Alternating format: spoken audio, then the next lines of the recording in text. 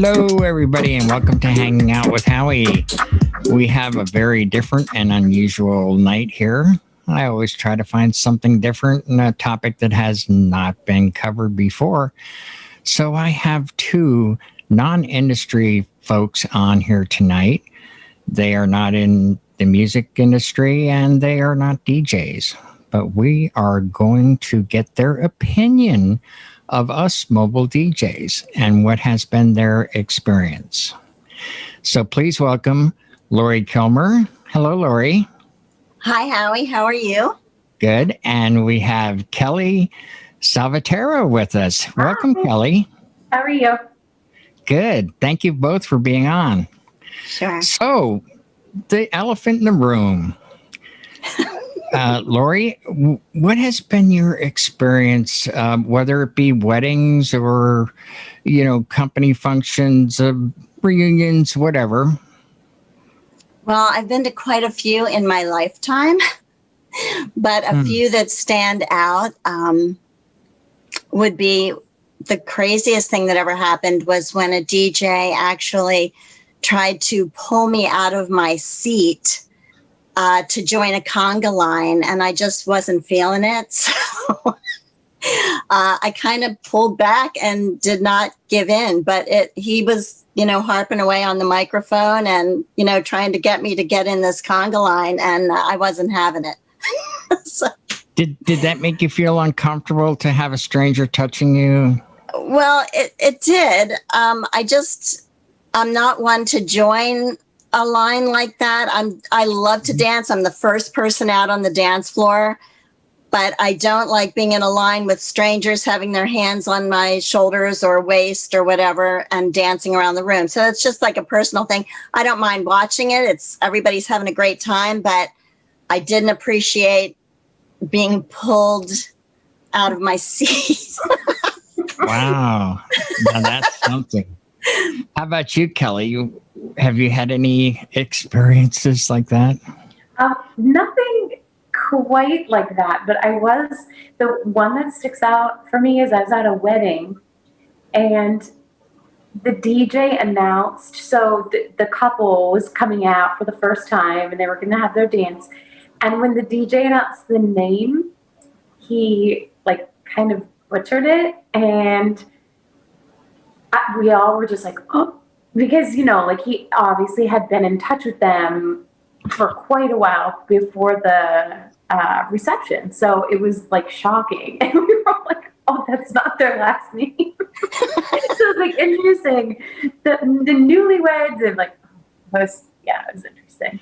So what did this particular DJ do to recover? Did he just move on or did he actually get the right name? I think that from what I can recall, I think that he sort of made a joke about it.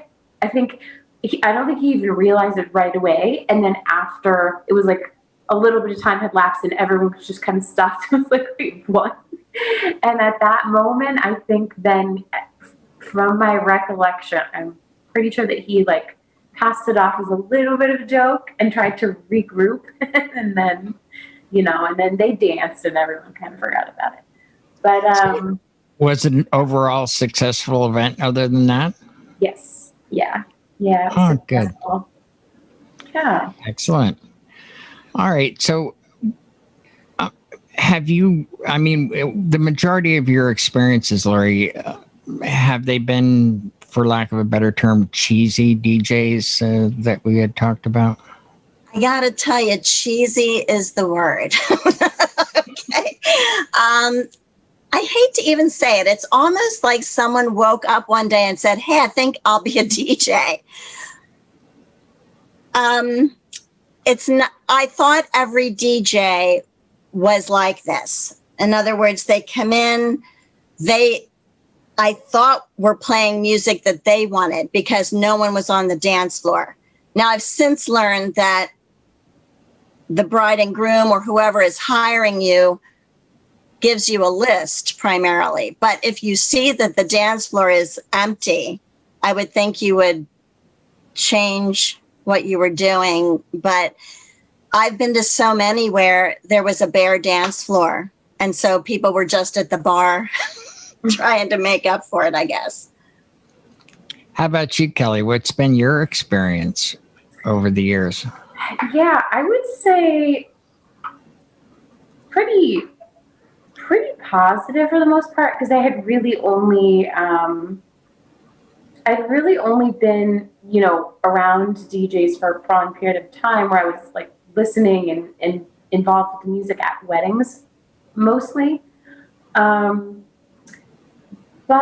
I was at an event, actually it was like 2 weeks ago, and I realized like the art of like this guy was like mixing, and he was standing there and he was just dancing to his own stuff, and like so like, and it was kind of like a different event to be providing music for. It was like a Father's Day thing, but it was at kind of like this bar setting. And then there were like old cars there that they were showing. So it was really interesting. And I think what made it really enjoyable was that he was enjoying he was enjoying it so much. And like everyone was kind of watching him like, oh my gosh, this is really fun. And it sounded great. So, and I think that was kind of like a hard thing to pull off, just because it was Father's Day in like an outdoor kind of bar setting with these like kind of cars being shown. So it was unique, and it was kind of cool. It was really neat. Wow, that's wonderful that you had a great experience like that, because that's what we at least here in the Disc Jockey News family and the Chill Room family try to educate the up and coming DJs and so forth to do, and certainly not be, like Lori said, cheesy and put on that radio voice. Hi there, this is Howie.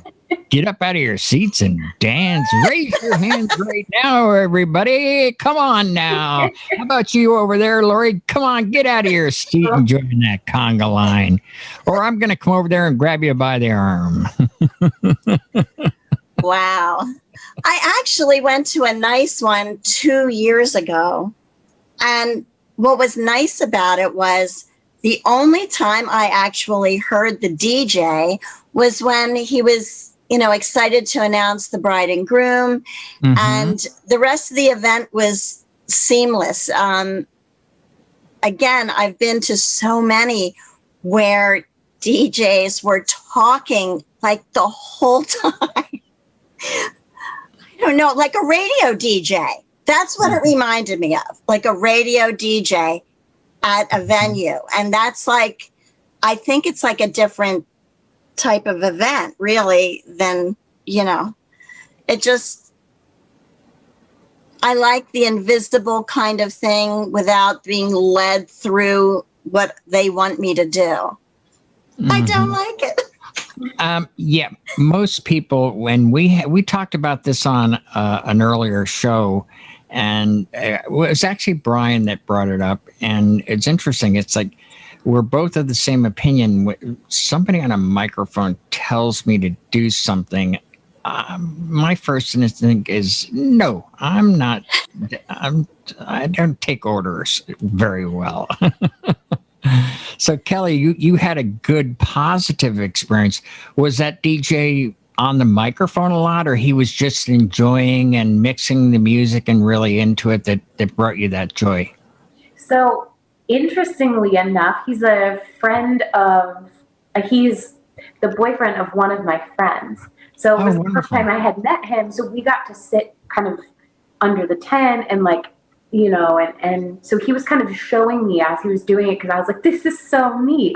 And he was like, picking 2 songs that were just so different, but that generally people really liked and were familiar with, and then mixing them. And he was like, yeah, you just had, and I don't know, just the whole thing was really interesting to me, because it was very, very different from what I had seen before and experienced before, which is typically like a wedding kind of setting or something like that. So yeah, I thought it was neat. And he was really interacting with the people who are coming in and out of the bar. He seemed to know everybody, and everyone was coming up to him, and they were having a positive experience as well. So Yeah, so I think all of it kind of together was really pleasant.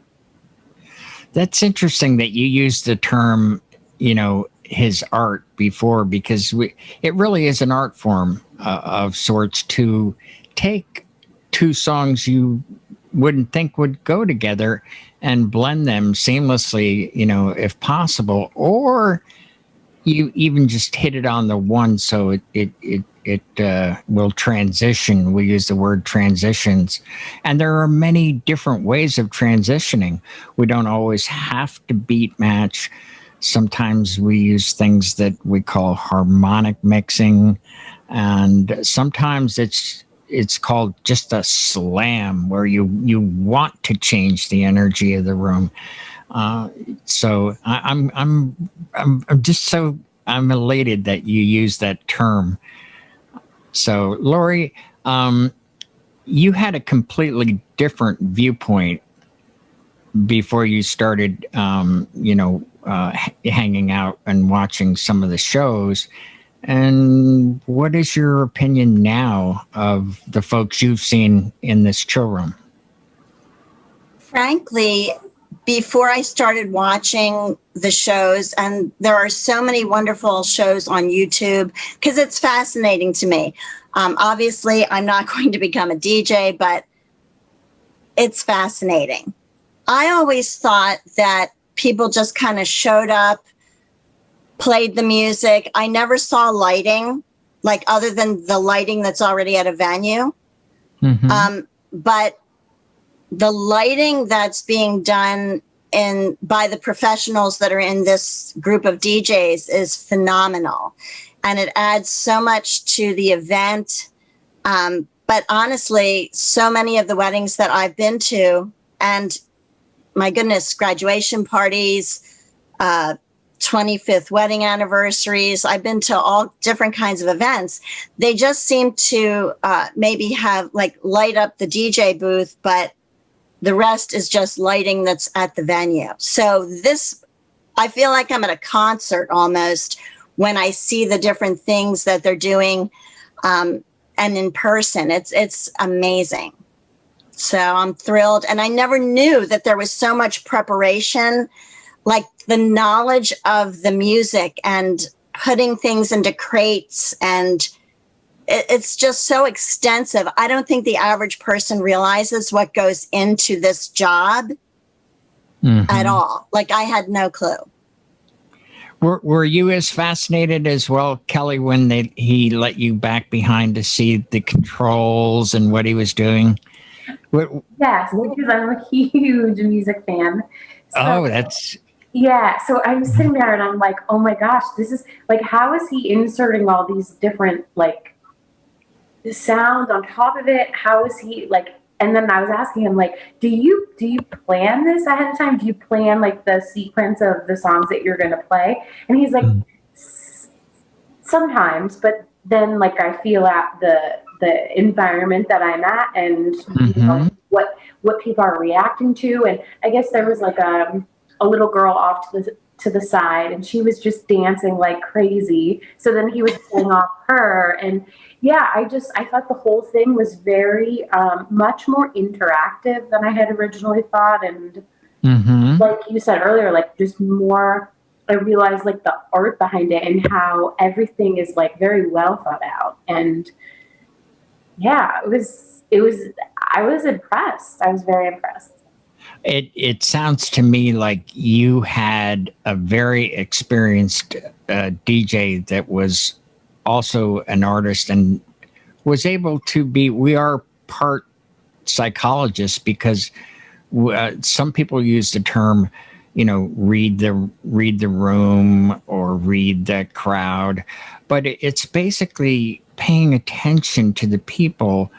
Like you mentioned, interacting with them and looking around. If something isn't working, we're looking for the toe tappers or the people that are singing along. And it's oh, okay, yes. Like your friend mentioned, yes, sometimes we do plan, but then we have to shift gears if they're not feeling it, but they're feeling something else. then we'll go into that. And I am so happy to hear that you had a positive experience, because there are a lot of people out there that, as mentioned earlier, that think, oh, I think I'll be a DJ, and it takes a little bit of time. It takes a little bit of time.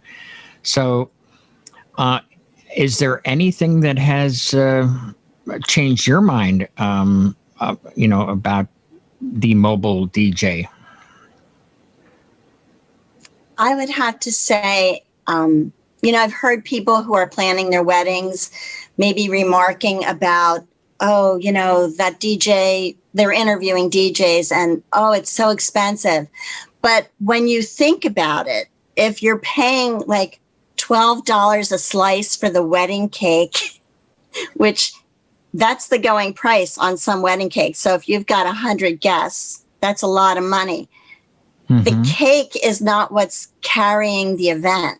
The DJ, the music, the festivities, the energy from the crowd, knowing how to inspire that, I think, is huge. And people should not be skimping on the DJ because it's totally worth it. But I don't think most people understand the preparation and what goes into it. And I think if you could get that out there, I think people would be, thrilled to know what goes into preparation for an event at this level of the people that are in this chill room, that I've watched their things and just listened, and it's astounding. The destination weddings. I mean, there are people from all over the world that come into this room, and it's fascinating. Yeah. So. Now, Kelly, what would you, just off the top of your head, if you were going to hire a DJ, what percentage do you think the DJ would play, as far as the success of the event? Ooh, a lot. The thing is, a lot? So if I were to hire, so for me in general, music is like a make or break kind of thing. Like, I think it's really, really important, and it enhances a lot. Like, just even in my job, like, I play music for the kids every day. Like, it's just something that I think builds like enthusiasm and sets the mood. And so, gosh, I would say, I don't know, like 75%. I don't know, a lot. Wow. Well, that's a very good number. That says something. So then, if you were on a budget, a strict budget, let's say, and they said, okay, you can have, chair covers, and they're $2,000 for the linen, and a crudity tray, and that's $1,200. And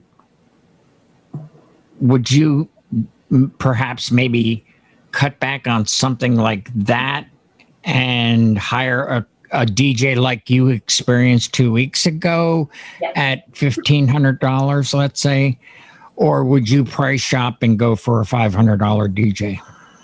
Well, I would price shop for sure, but like, there's no way I would skimp on that because I mean, and now having had that really positive experience, I'm like, oh wow, that would really, just thinking about events and like having bands play, like either band DJ, to me, it's like, it's all this, it's the same in the sense that I think it like makes or breaks an event to some degree. So I would definitely pay more for that experience for sure. How about you, Lori? Would you pay more for the event? And what do you think entertainment plays, percentage wise in the success of the event? I would have to agree with Kelly. It's a huge It's huge. That's what you remember. You remember being out on the dance floor with family and friends and just, you know, being so happy and energetic. I mean, that's like my favorite part. I don't really care so much about the food at a wedding. I know that's terrible, but I am the first one out on the dance floor. That's my jam. So I think that would be the most important part for me. And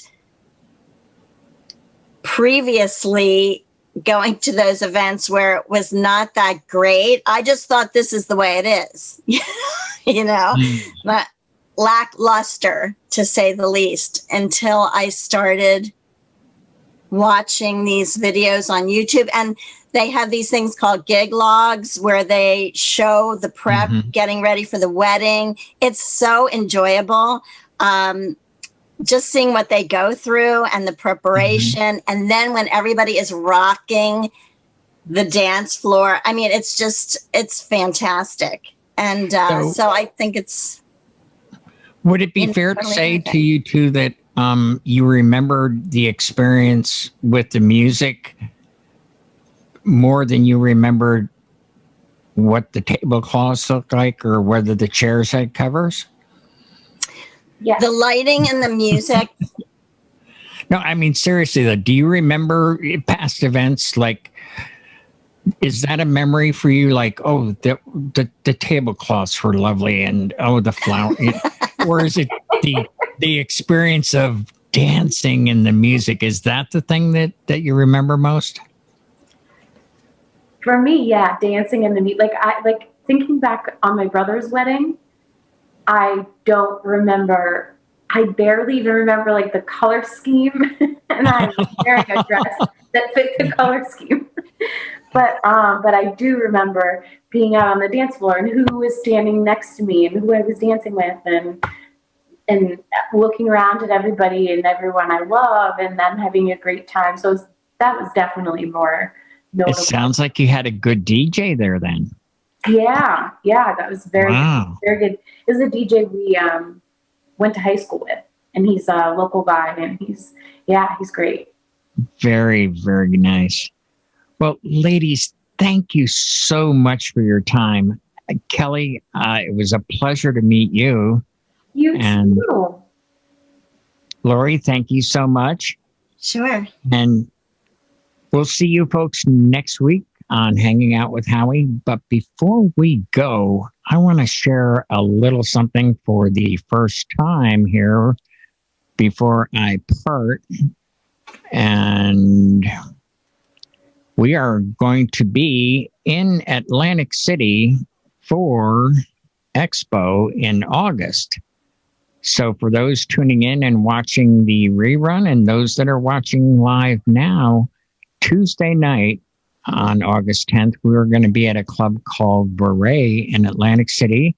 It's a 10-minute walk from the Hard Rock Casino.